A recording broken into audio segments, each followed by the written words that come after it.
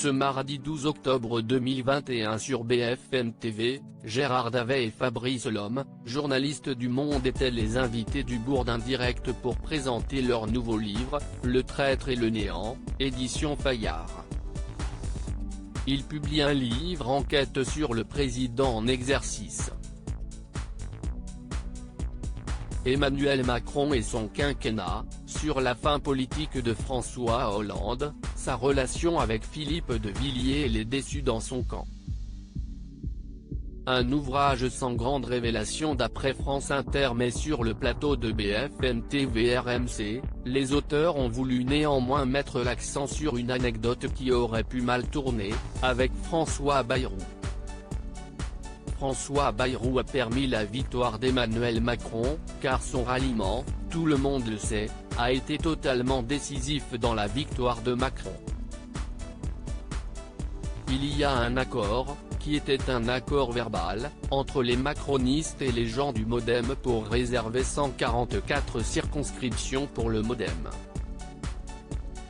Or, au dernier moment il y a eu un arbitrage qui a été fait entre Richard Ferrand et Emmanuel Macron, qui a fait qu'on a voulu donner au MoDem, au lieu des 144 circonscriptions, 16 circonscriptions.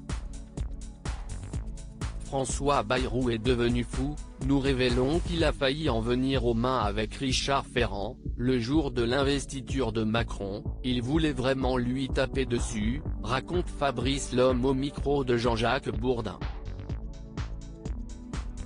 Mais la politique, s'y est aussi avancée et tourné les pages. Xavier Bertrand a par exemple décidé de revenir sur sa position et annoncer sa participation au congrès LR pour la désignation du candidat pour les présidentielles. De son côté, le MoDem, lors de son université de rentrée à Guidel dans le Morbihan, a montré ses liens avec le parti de la majorité. Le président du MoDem François Bayrou et Richard Ferrand, président LREM de l'Assemblée nationale, ont accéléré en septembre le projet de mouvement unitaire. L'idée est de rassembler les deux partis pour la présidentielle et les législatives de 2022, explique France 3 Bretagne. Le site précise, invité par les centristes, Richard Ferrand a plaidé pour inaugurer cette maison commune de la majorité avant la fin 2021. Il a décrit le projet encore indécis comme une maison ouverte dont les deux piliers seraient le REM et le MoDem, mais qui doit permettre à la majorité de s'élargir.